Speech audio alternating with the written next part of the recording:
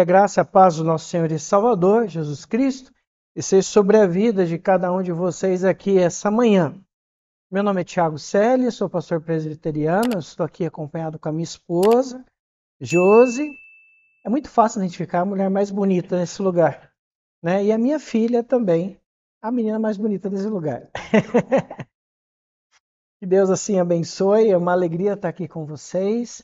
Então, a minha filha Sara, minha esposa Josi, é uma alegria estarmos aqui, né? O pastor Ricardo, né, me convidou para estar aqui com vocês nessa manhã, trazendo sobre esse tema tão importante, né? Que é sobre o papel da mulher na família. Eu vou abranger um pouco mais sobre a questão do casamento, que muito se estuda como ser mãe, né? Como ser mãe, como eu posso ser uma boa mãe, como eu posso gerir bem a minha casa, mas pouco se estuda como eu posso ser uma boa esposa, né? E o quanto isso é importante, e o quanto isso salva o casamento e abençoa toda a família. E para esse tempo, eu gostaria de pedir que você abrisse a escritura em Efésios capítulo 5. Leremos do versículo 21 ao 24 e depois do versículo 31 ao versículo 33. Carta de Paulo à igreja em Éfeso, no capítulo 5, do versículo 21 ao versículo 30 ao versículo 24, depois do versículo 31 ao versículo 33. E diz assim a palavra do Senhor: Sujeitai-vos uns aos outros no temor de Cristo. As mulheres sejam submissas ao seu próprio marido, como ao Senhor. Porque o marido é o cabeça da mulher, como também Cristo é o cabeça da igreja, sendo este o Salvador do corpo. Como, porém, a igreja seja sujeita a Cristo, assim também as mulheres sejam em tudo submissas ao seu marido. Versículo 31 ao versículo 33. Eis porque deixará o homem o seu pai e a sua mãe, e se unirá à sua mulher, e se tornarão os dois uma só carne. Grande é esse mistério, mas eu me refiro a Cristo e à igreja.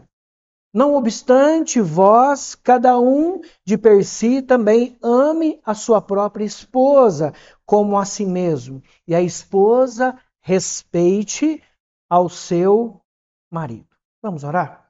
Senhor Deus, muito obrigado pela tua palavra, que é viva, eficaz, transformadora, e já traz um impacto ao nosso coração somente nessa leitura. Pedimos ao Pai a bênção do Senhor nesse processo de exposição da palavra do Senhor. Fale ao nosso coração, fale ao coração da igreja de uma forma leve, tranquila, e que o Espírito Santo que habita em nós venha falar ao nosso coração essa manhã, em nome de Jesus. Amém. Em 2005, uma revista dos Estados Unidos publicou um testemunho comovente de uma mulher chamada Bárbara, esposa do conhecido pastor Kent Hughes, né? Autor de uma série. Ela relata como, durante os primeiros anos do seu casamento, a submissão foi algo extremamente difícil para ela. Como mulher inteligente, ativa, formada academicamente, autossuficiente, né? Sentia que a obediência ao ensino bíblico, né, de submissão era antiquada. Já havia ficado para trás. No entanto, ao longo do tempo, por meio da palavra, por meio de sua comunhão com Cristo, ela foi entendendo e entendeu que a submissão não significava passividade, mas uma expressão de uma fé ativa, de uma maneira que ela se tornara uma mulher madura espiritualmente ao entender sobre a submissão bíblica, né? Maturidade espiritual. Ela entendeu quando ela se tornara uma mulher submissa, ela estava adorando a quem? Ao Senhor. E ela escreve as seguintes palavras: Aprendi a me submeter, não porque meu marido fosse perfeito, mas porque Cristo é perfeito. Escreveu ela, né? Esse relato ecoa o que Paulo escreveu aqui à igreja em Éfeso. Que o casamento cristão é uma expressão visível da relação invisível entre Cristo e a igreja. Entre Cristo e a igreja. Queridas irmãs, hoje a mensagem é para vocês. Mas, queridos irmãos, segure um pouquinho, porque domingo que vem a vez é de vocês. Tá bom? Ok? Então, a responsabilidade da mulher é muito grande. Nós sabemos que ser mulher não é fácil. Não é fácil ser mulher. Não é fácil. É uma missão muito difícil. Mas a missão do marido é muito mais difícil. Existe muito mais responsabilidade, compromisso e sacrifício do que a da mulher. Vocês verão isso no próximo domingo, né? A carta de Paulo aos Efésios é uma joia teológica, mas não somente doutrinária, mas prática. É uma carta extremamente prática. Nos 3 primeiros capítulos, Paulo conduz a revelação bíblica, a eleição, a redenção, a adoção, mas os capítulos 4 ao capítulo 6, ele nos leva para os caminhos da vida cristã prática. Em Efésios capítulo 4, versículo 1, nós lemos: andeis de modo digno da vossa vocação, que fostes chamados. O trecho que vamos expor, no caso do capítulo 5, versículos 21 a 24 e do 31 ao 33, está inserido nessa seção, que fala sobre os efeitos da plenitude do Espírito no cotidiano diário, conforme nós vemos no versículo 18. Quando o Espírito governa a casa, quando o Espírito ele governa a vida das pessoas, e as pessoas vivem para a glória do Senhor, há adoração ao Senhor. Quando uma mulher, e nós falaremos isso várias vezes durante esse sermão, quando uma mulher ela se torna a melhor esposa possível ao seu marido e a melhor mãe possível aos seus filhos, ela adora ao Senhor. E durante esse sermão nós veremos que o casamento não é uma moeda de troca. Eu não respeito para ser respeitado. Eu não amo para ser amado. Eu não recebo para depois dar. O casamento, ele é um instrumento da graça do Senhor. E que é a graça do Senhor? É um favor imerecido. Eu não dou porque o meu marido merece. Eu não sou a melhor esposa possível porque o meu marido merece. Eu serei a melhor esposa possível porque quando eu faço isso, eu adoro ao nome do Senhor. Ok? O versículo 21, nós iremos expor versículo por versículo aqui. O versículo 21 fala sobre a submissão mútua no temor de Cristo, né? Muitos quando falam sobre o Salmo, né, sobre Efésios capítulo 5, vão direto para o versículo 22. Só que nós temos que entender que é até estranho quando a gente vai ler a Escritura, a gente lê um versículo que é o último, depois tem um título ali, e depois nós continuamos a leitura. Parece, poxa, o negócio está quebrado, né? Mas não. No texto original, aquele título não existe. O texto inspirado por Deus, ele está do versículo 21, depois já vai para o versículo 22. Não existe aquele título. Aquele título foi uma forma que as pessoas colocaram para uma melhor compreensão bíblica, para uma possível divisão do texto. Mas o versículo 21 está extremamente coligado com o que está para vir, né? Então, por que nós falamos isso? Olha só o que diz o versículo 21. Sujeitai-vos uns aos outros no temor de Cristo. E depois que a gente lê isso, a gente lê: mulheres, sejam submissas ao seu marido. Então, quando nós lemos sujeitar-vos uns aos outros no temor de Cristo, a submissão, meus queridos, ela é mútua. Opa! Olha só. A submissão, ela é mútua.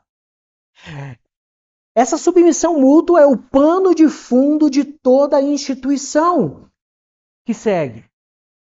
Falando do marido, falando da esposa, e depois falando dos filhos, e depois falando dos servos. Nós somos servos uns dos outros. Maior é aquele que serve, né? Esse verbo grego chamado upotassomenoi, né?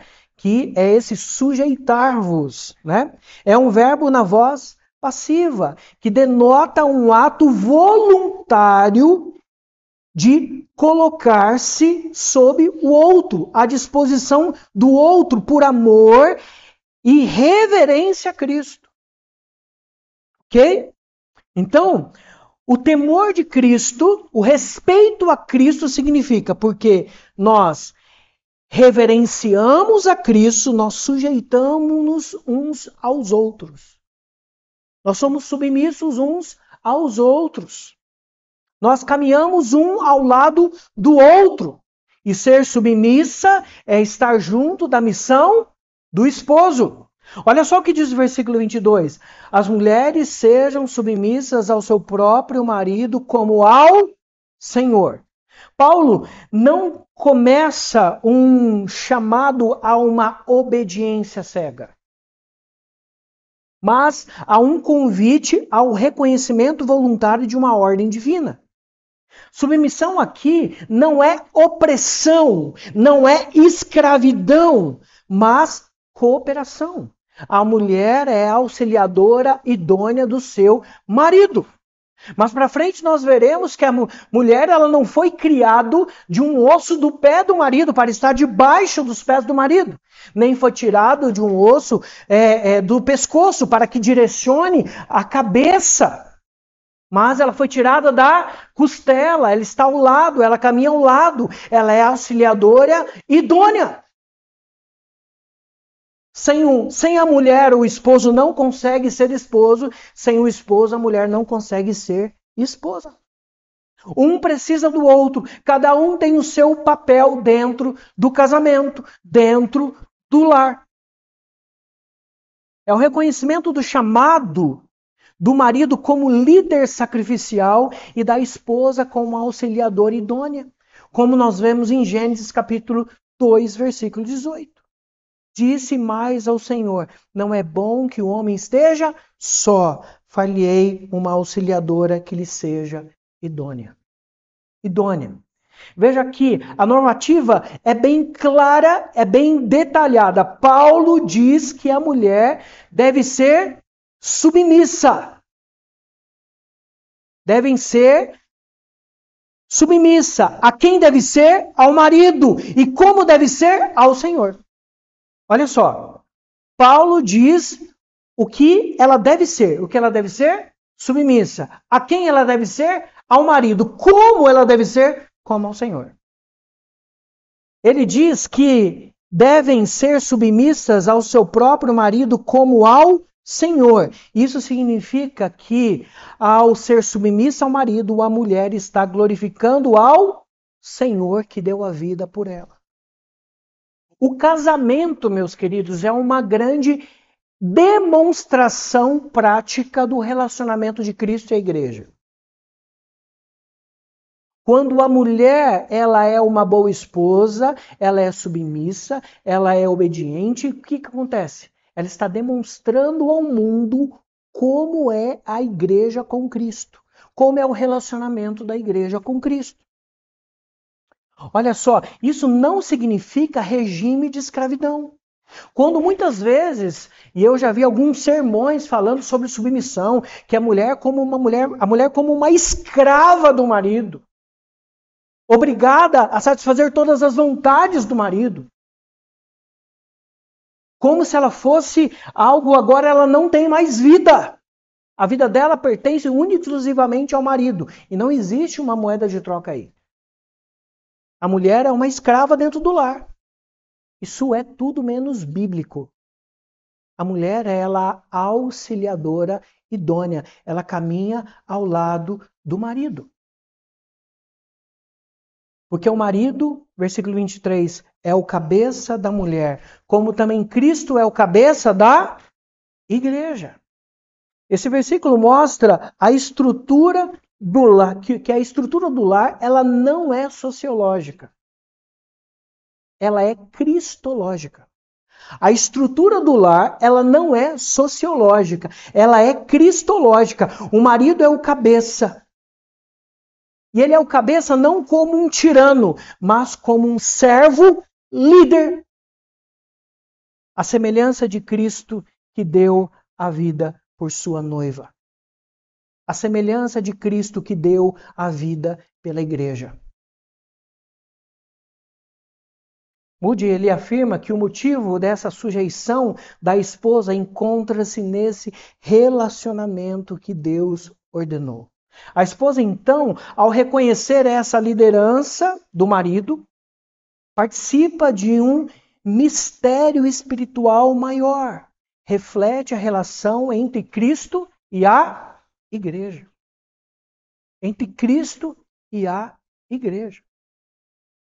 Nós veremos mais à frente que algumas vezes nós traremos esse livro e eu convido você a ler esse livro, a comprar esse livro, os casais comprarem esse livro. O livro do autor chamado Emerson, Amor, o que ela mais deseja, respeito, o que ele mais precisa. Onde esse homem tirou essa referência? Do capítulo 5 de Éfeso, da carta de Paulo aos Efésios. Nós vemos que a mulher deve amar o seu esposo, nós vemos que o esposo deve amar a sua mulher, mas a mulher deve respeitar o seu marido. Olha só o que diz o versículo 24. Como, porém, a igreja está sujeita a Cristo, assim também as mulheres sejam em tudo submissas ao seu marido. Marido. Queridas, o padrão da submissão da esposa, ela não é um padrão cultural. É um padrão teológico.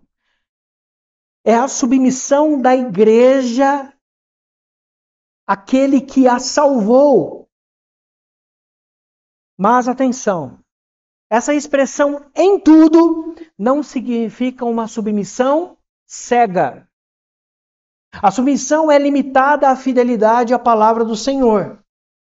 Nenhuma esposa deve pecar para agradar o seu marido.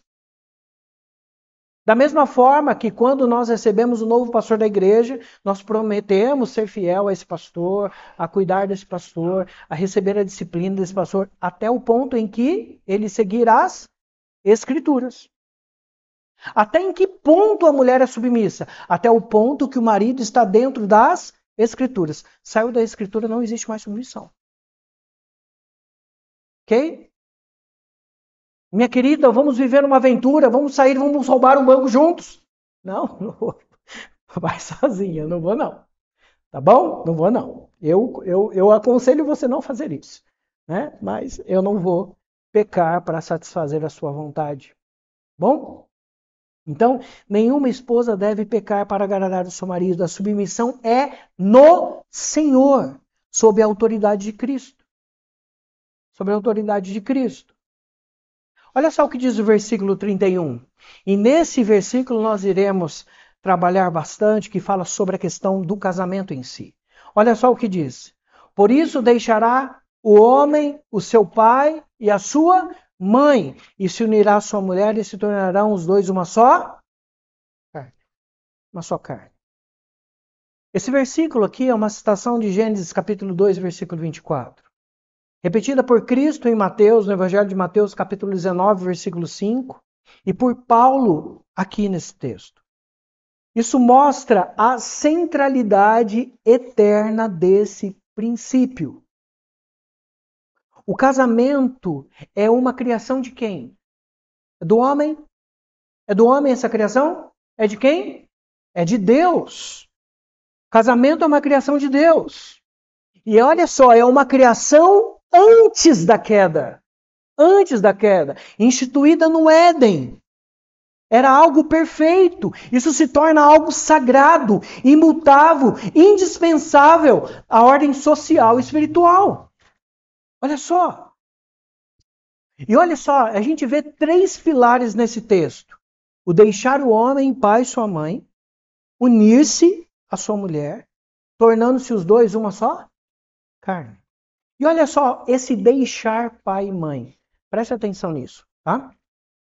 Deixar aqui não significa abandonar emocionalmente, mas romper com a dependência anterior.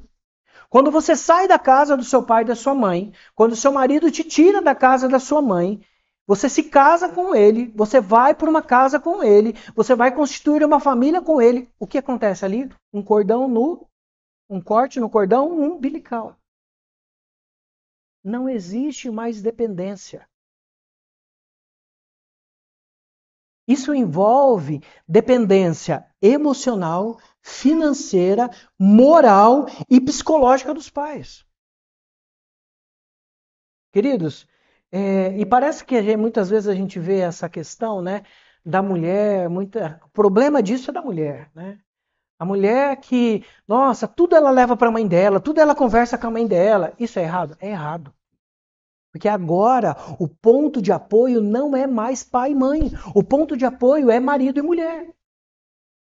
Os dois são uma só carne, uma nova família, um novo núcleo familiar. Não existe mais essa questão da dependência dos pais. Sai o homem da casa do seu pai e da sua mãe, se une à sua mulher, tornando os dois uma só carne, uma nova família. Não há mais dependência. Não há mais dependência emocional, não há mais dependência financeira, não há mais dependência moral e não há mais dependência psicológica.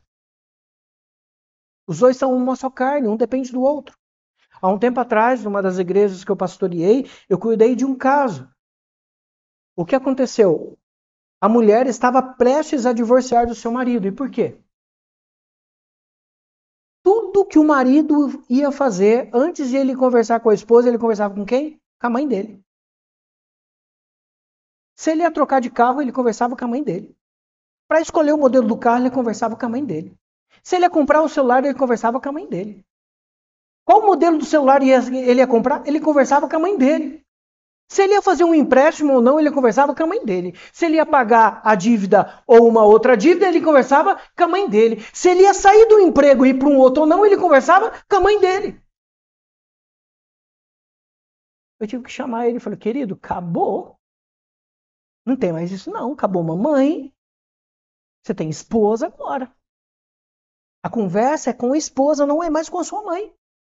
E da mesma forma, a mulher, ela não deve ficar procurando seus pais para toda hora, olha, está acontecendo isso na minha casa, está acontecendo aquilo outro, aquilo outro. Coisas que muitas vezes uma conversa entre marido e mulher resolveria.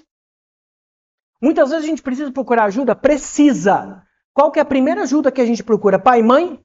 Não o pastor. É o pastor da igreja. É o pastor da igreja. Ter perguntas e falar, mamãe, como que foi assim na sua vida? Como que foi? A mãe, foi assim, assim, assim. Ah, beleza, muito obrigado. Por quê? Está acontecendo alguma coisa? Não. Muito obrigado. Eu só queria saber como que foi essa experiência na sua vida. Para a mulher, esse versículo também se aplica. Embora Paulo fale para o homem deixar pai e mãe e se casar, a mulher, ao se casar, também deve reconhecer que sua principal lealdade agora está com quem? Com seu marido. E não mais com seus pais. Esposa cristã, mãe cristã, esse deixar implica que o seu marido deve ser a sua referência. Referência de aliança. Ele deve ser seu confidente. Ele deve ser seu melhor amigo. Ele deve ser seu parceiro primário. Isso inclui proteger a privacidade do casal, evitar interferências externas, especialmente de familiares, e construir uma nova história sob a direção de quem? De Deus. De Deus. Então, deixar pai e mãe é deixar pai e mãe. É uma nova história sendo construída debaixo da bênção e da proteção de quem? De Deus. De Deus. De Deus. Quando nós lemos esse texto da mulher ser submissa ao seu marido, é estar sob a missão do marido. Ela está ao lado do marido, ela caminha ao lado do marido. Ela não está caminhando mais ao lado do seu pai e da sua mãe. Ela deve caminhar ao lado do seu marido. É simples. O processo é simples, mas quanto é destrutivo quando os assuntos que devem ser resolvidos entre quatro paredes, entre o casal, começam a sair para fora.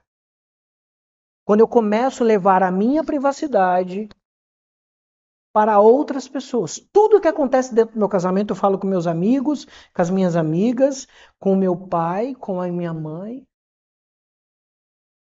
Isso é extremamente danoso, né? Então, nós vemos a necessidade desse cortar do cordão umbilical. Se isso existe, mulheres, isso precisa ser cortado. Se isso existe, homens, isso precisa ser cortado da vida de vocês. Então, nós vemos esse deixar, mas também a gente vê a palavra de se unir. Olha só, e une-se a sua mulher. Essa união é mais do que convivência. Essa união é compromisso de pacto, aliança de exclusividade e permanência. Não é um contrato que pode ser desfeito a qualquer momento, mas uma união selada perante quem? Perante Deus. O casamento deve refletir o amor compromissado entre Cristo e a igreja. Olha só o que Salomão diz à sua esposa lá em Cantares capítulo 8, versículo 6. O texto bíblico diz assim: põe-me como selo sobre o teu coração, como selo sobre o teu braço. E ele fala, porque o amor é forte como a morte, duro como a sepultura e ciúme. As suas brasas são brasas de fogo e como veementes labaredas. Casamento é um compromisso interno e externo. Compromisso interno e externo. As pessoas não têm que olhar para você, mulher, olhar para você, homem, e ver, nossa, olha só a aliança. Ela é casada. Não. Através da sua fala, através das suas atitudes, através da sua postura, através das suas redes sociais, você demonstra ao mundo que você é casada. Certo? Mas olha só, irmãos, quantas e quantas vezes nós nos deparamos em redes sociais, mulheres casadas que se oferecem publicamente, que quer se tornar objeto de desejo de outros homens. Que triste! Que triste! É casada. Agora o corpo dela é do marido. O desejo dela é do marido. E olha só quando Salomão fala, põe-me como selo sobre o teu coração. É um processo primeiramente interior. Põe como selo sobre o teu braço. É um processo primeiramente interior, depois um processo exterior que se reflete de forma exterior. Quando você não demonstra que você é casada para as outras pessoas, você está com um problema interno. Você está com um problema interno em você. Você precisa olhar para dentro de você e entender onde você está pecando. Porque a aliança não é algo externo, é algo interno. Interno. Interno. Um dos primeiros poemas que eu citei para a Josi, eu cheguei para ela e falei assim, preciso falar algo para você. Aí ela falou, pode falar. O amor é forte. Forte como a morte. Duro como a sepultura e ciúme. As suas brasas são brasas de fogo, impetuosas são as suas labaredas.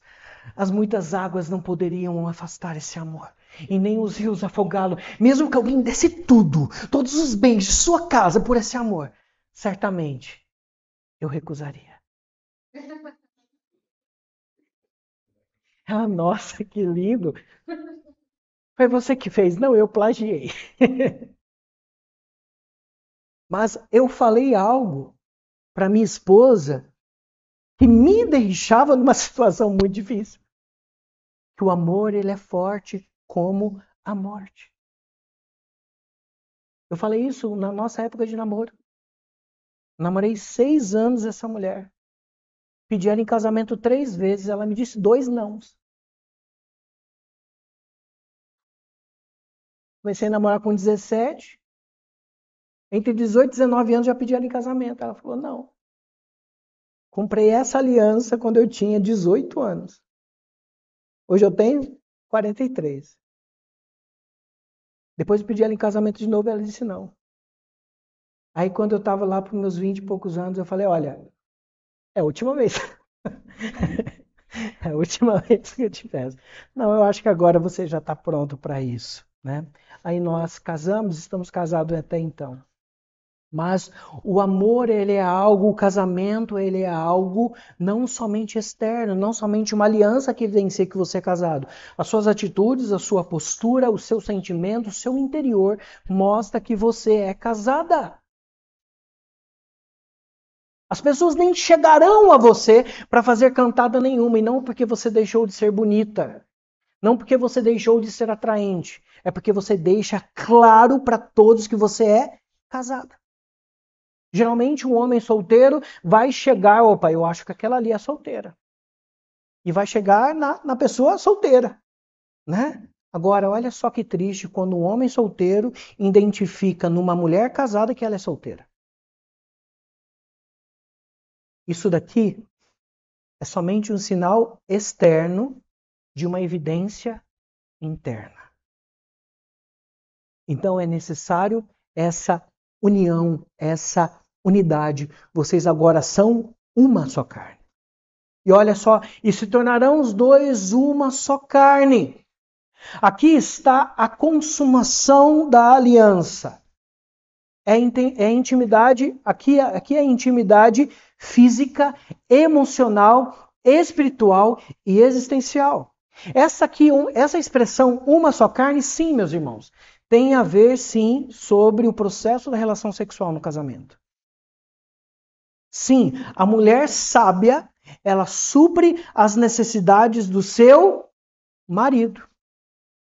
Ok? Necessidades emocionais, mas necessidades também fisiológicas. Ok? O sexo dentro do casamento, ele é necessário. Quantas vezes, isso é algo que tem que ser conversado entre o casal. Os dois precisam sentar e conversar e falar, olha, essa é a minha necessidade. Como nós faremos para suprir essa necessidade, quanto minha quanto sua?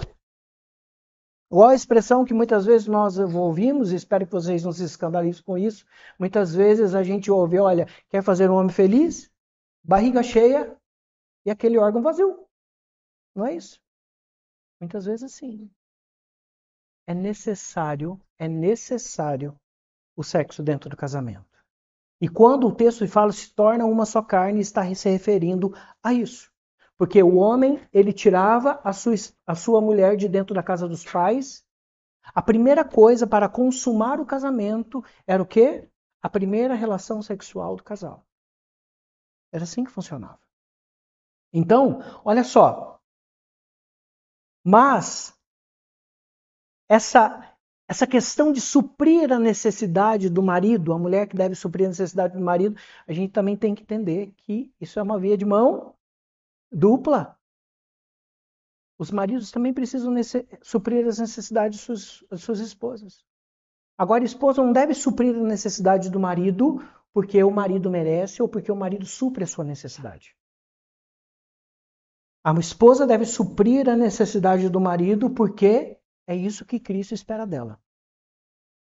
Não é porque ele merece, não é porque ele é um bom homem, não é porque ele é trabalhador, porque algumas vezes isso não é a verdade.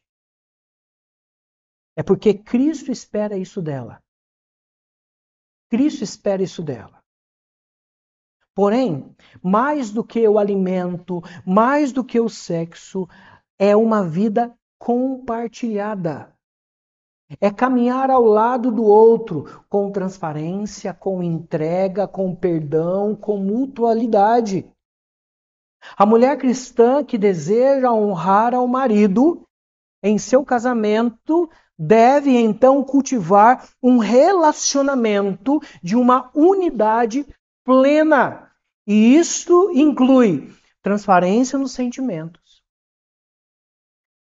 partilha das responsabilidades, fidelidade nos afetos, unidade nos propósitos. Olha só o que diz o versículo 32. Grande é este mistério, mas eu me refiro a Cristo e à igreja. Aqui está a chave teológica do texto. Paulo afirma que o casamento não é apenas sobre o casamento não é apenas sobre o casal. O casamento é uma representação visível entre a união de Cristo e sua igreja. Queridos, isso transforma todo o entendimento conjugal. Submissão, liderança, fidelidade, amor, respeito, tudo isso ganha um novo escopo, um novo significado à luz deste mistério. O casamento é uma encenação divina do Evangelho. Do Evangelho. A esposa representa a igreja e o marido representa Cristo.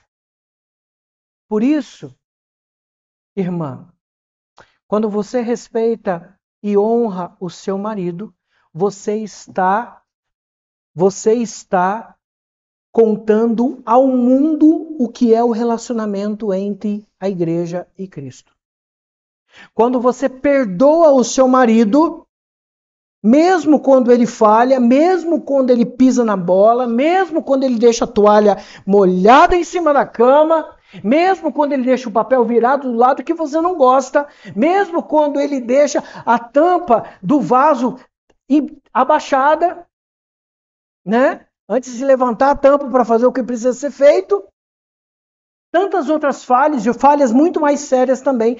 Quando você perdoa o seu marido, mesmo quando ele falha, você demonstra a graça que a igreja recebe do seu Redentor.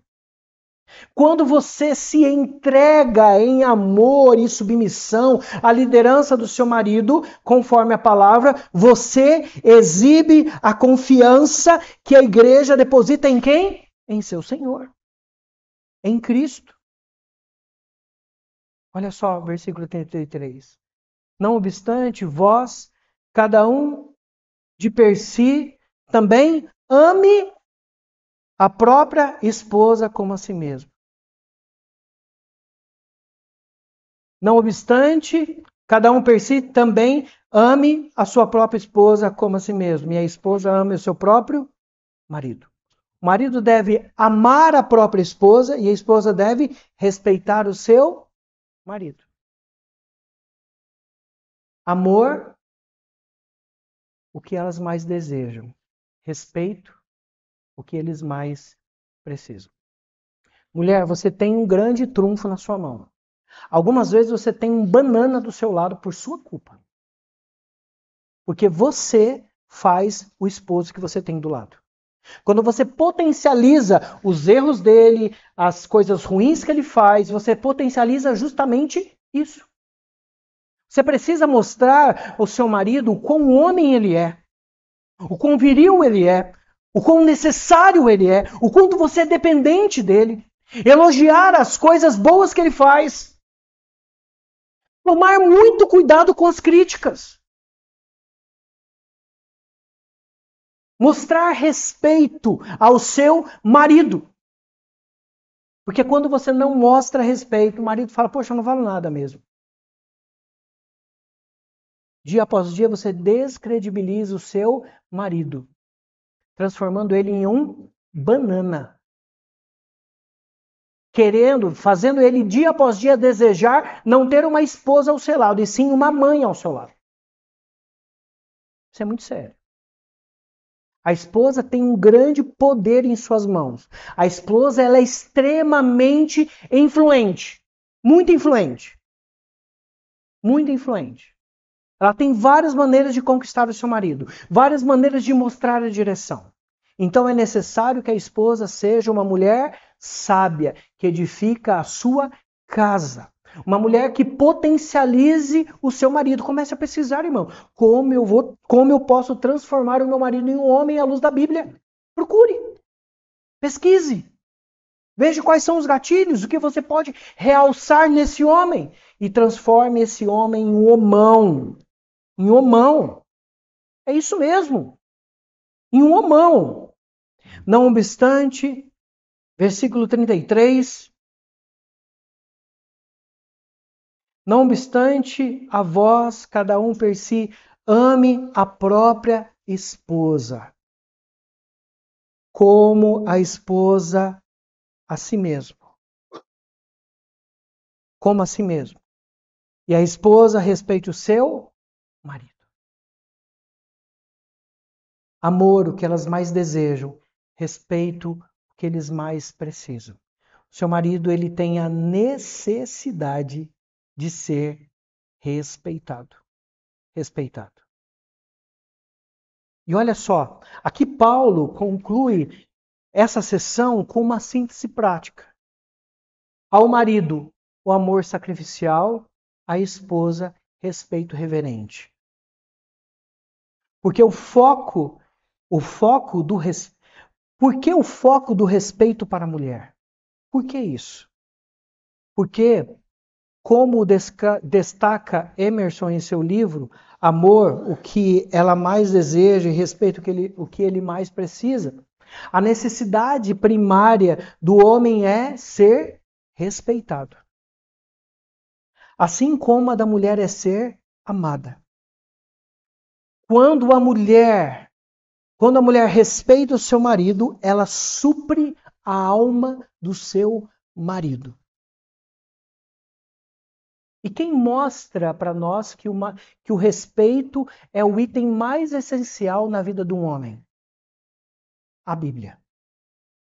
Acabamos de ler a Escritura, versículo 33. Não obstante, vós, cada um de per si, também ame a sua própria esposa como a si mesmo. E a esposa respeite o seu marido.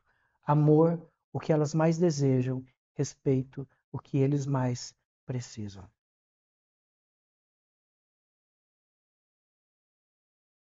Quando a mulher ela respeita o seu marido, ela supre a alma do seu marido e colabora para que ele a ame mais profundamente.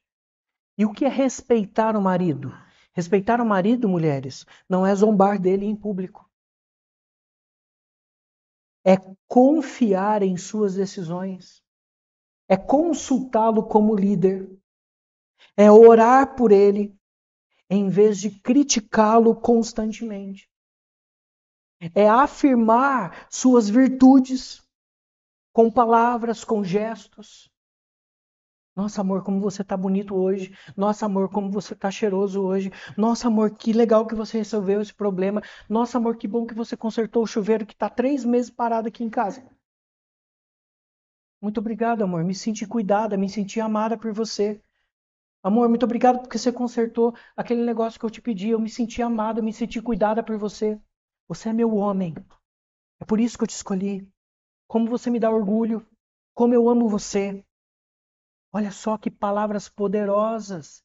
Que vai potencializando o homem. Nossa, ela me ama. Nossa, eu sou o protetor. Nossa, olha só, eu sou o homem dessa casa. Nossa, olha, amor, nossa, que lindo que você comprou. Nossa, que legal essa carne que você trouxe. Nossa, amor, que legal, olha como você é o provedor da minha casa. Como eu te amo, como eu escolhi bem. Que homem que eu escolhi para mim.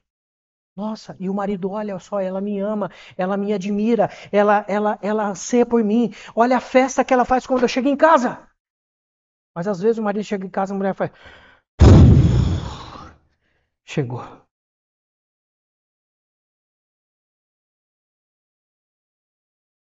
É uma só carne. Queridos, olha, faz uma coisa. Faz uma coisa. Eu sei que você não vai ter coragem de fazer e eu nem peço que você faça isso. Mas faz uma coisa, arranca um dedo seu. Você durante uma vida inteira vai sentir falta desse dedo. Eu conheci um senhor que chamava Francisco. A esposa dele frequentava a igreja, ele não. Ele fumava demais. E o médico falou, seu Francisco, para de fumar que você vai perder a sua perna, Francisco. Os dedos já estavam praticamente necrosados. E sabe o que ele fazia? Você acha, o que o Francisco menos gastava era com fósforo e isqueiro. Por quê? Porque um cigarro acendia o outro.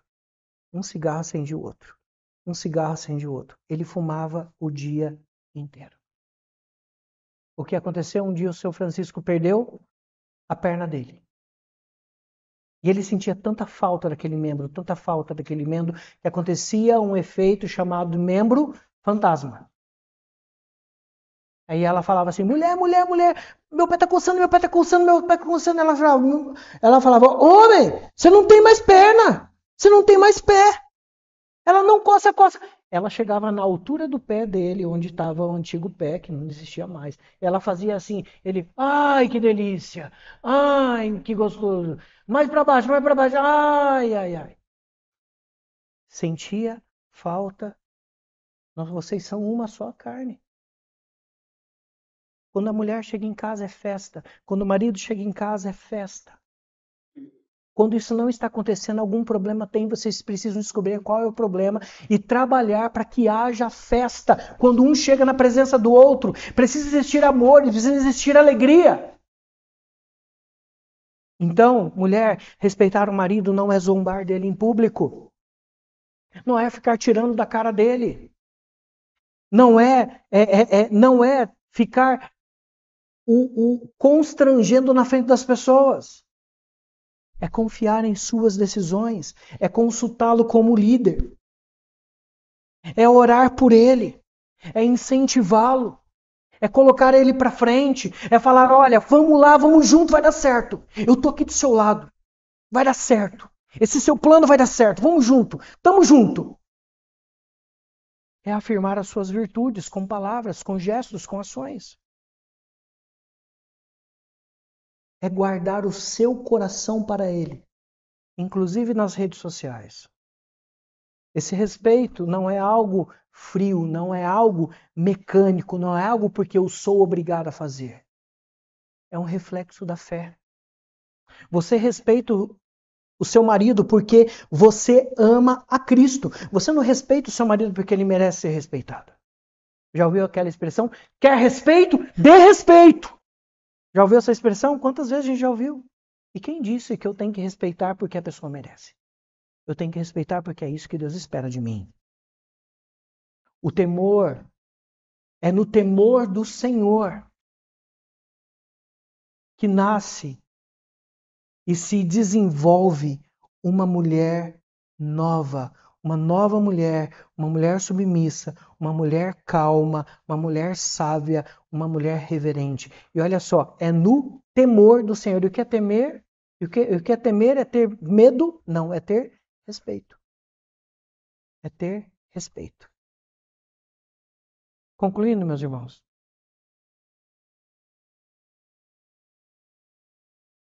Até que hora eu tenho, pastor? Até que hora eu tenho? É meio-dia e quase 20 agora. Mais 10 minutos. Vamos correr aqui, vamos ver, né? Então, minhas irmãs,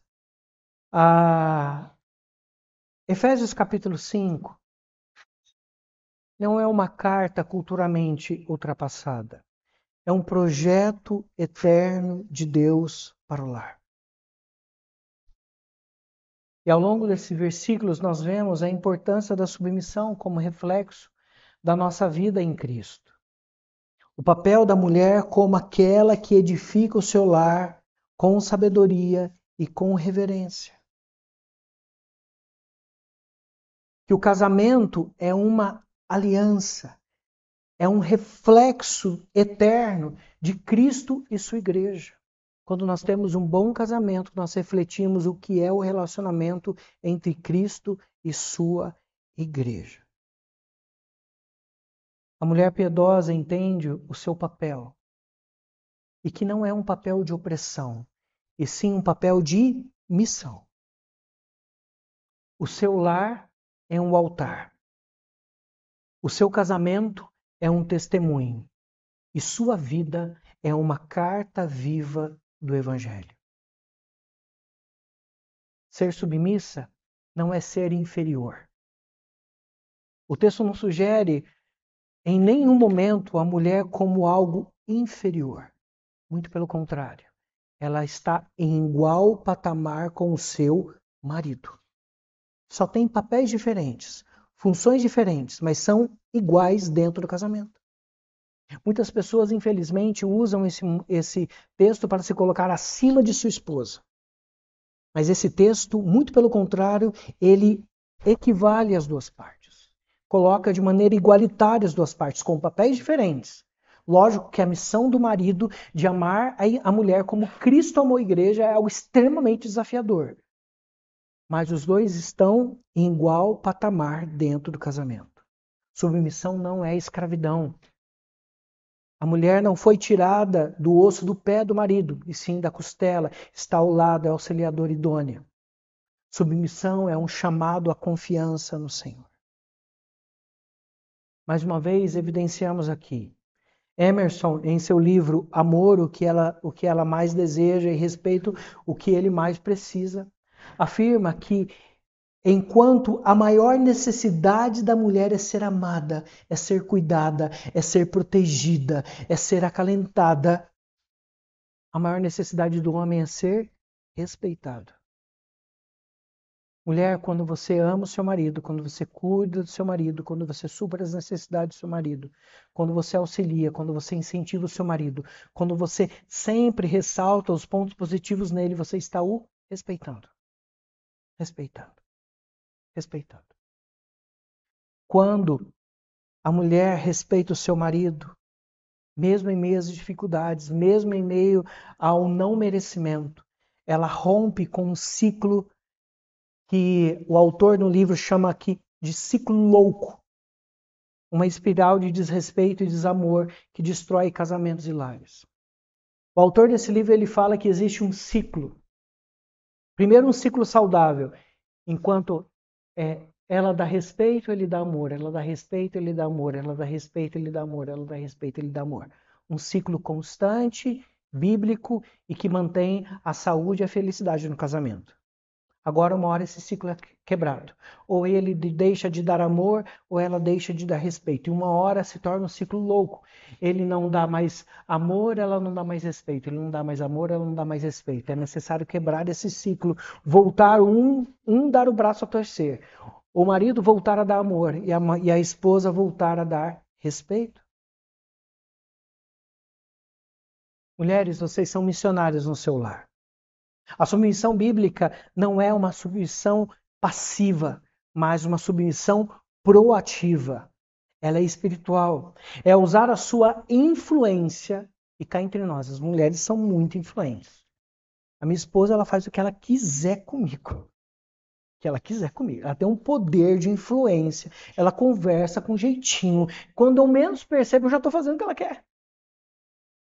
É assim. Imagina só. Quando a mulher ela age com esse poder de influência que ela tem para transformar o seu marido na sua melhor versão. Parece uma coisa meio coach aqui, mas é verdade. A mulher tem a obrigação de transformar o seu marido na sua melhor versão. Transformar o homem em um homão. Esse é meu homem. Você é meu homem. Eu te amo. Você é meu homem. Como eu escolhi bem. Nossa, como é bom ter você do meu lado. Muito obrigado por isso, muito obrigado por aquilo. Respeito.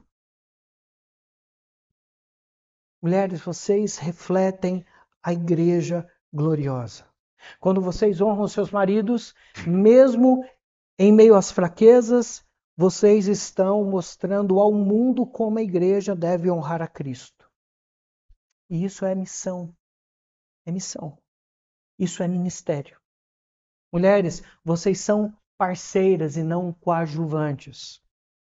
Paulo não diz que o homem é tudo e a mulher não é nada. Muito pelo contrário.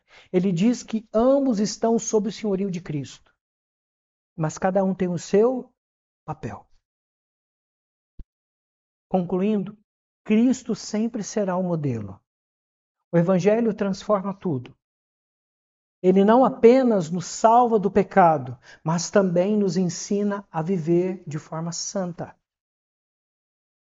A mulher submissa, ela não é fraca, conforme nós vemos a sociedade falar. Quando a mulher é submissa, é porque é uma mulher fraca. Muito pelo contrário, é uma mulher forte no Senhor. Ela serve a Cristo ao honrar o seu marido. Ela evangeliza os seus filhos ao demonstrar humildade. E uma humildade que ela viu em quem? Uma humildade que ela viu em Cristo, a humildade que Cristo mostrou. Somos servos, meus queridos, uns dos outros. Maior é aquele que serve. Ela edifica a sua casa com sabedoria. Cristo, meus irmãos, Cristo foi submisso ao Pai. A igreja é submissa a Cristo. E a esposa, portanto, não faz nada menos do que viver o evangelho em sua relação conjugal. Que o apelo final é: mulher cristã, Deus não te chama para ser uma mulher moderna. Não te chama para isso. Deus te chama para ser uma mulher bíblica, não moderna. Não se curve ao feminismo que rouba a sua identidade bíblica. Não se curve diante da sociedade, aos desejos da sociedade. Se curve diante de Cristo. Ele exaltará você. Confie que Deus que instituiu o casamento e também irá capacitar você a ser uma boa esposa. Pela graça de Deus isso irá acontecer. E você irá viver esse chamado com alegria e com poder. Mulheres, sejam submissas ao vosso marido como ao Senhor. Não por obrigação, mas por adoração ao Senhor. Mulheres, estude mais. Estude o quê? Como eu posso me tornar uma melhor esposa? Quais são as necessidades do meu marido? Como eu posso respeitar o meu marido? Como eu posso potencializar o meu marido? Como eu posso transformar o meu marido na melhor versão que ele pode se tornar? Quem vai ganhar no final da história com isso? Toda a família. Toda a família. Toda a família. Ok? Muitas vezes eu estava em processos assim muito difíceis na minha vida. Minha esposa falava: levanta a cabeça. Estou junto com você. Da mesma forma, a mulher deve estar ao lado do seu marido, encorajando, incentivando. A mulher não deve ser a melhor mãe possível para os seus filhos porque os seus filhos merecem. Ou a melhor esposa possível ao seu marido porque seu marido merece, porque nem o marido nem os filhos merecem. Mas ela será a melhor esposa possível e a melhor mãe possível, porque quando ela faz isso, ela estará glorificando, adorando ao Senhor. E quando a recíproca é verdadeira, quando o marido também se torna o melhor marido para sua esposa, como vocês verão no próximo domingo, há felicidade no lar. Há um casamento feliz. Se cada um assumir o seu papel e viver para a glória do Senhor. Quando nós vivemos a glória para a glória do Senhor, o casamento é um casamento feliz. O lar é um lar feliz. Que Deus assim nos abençoe.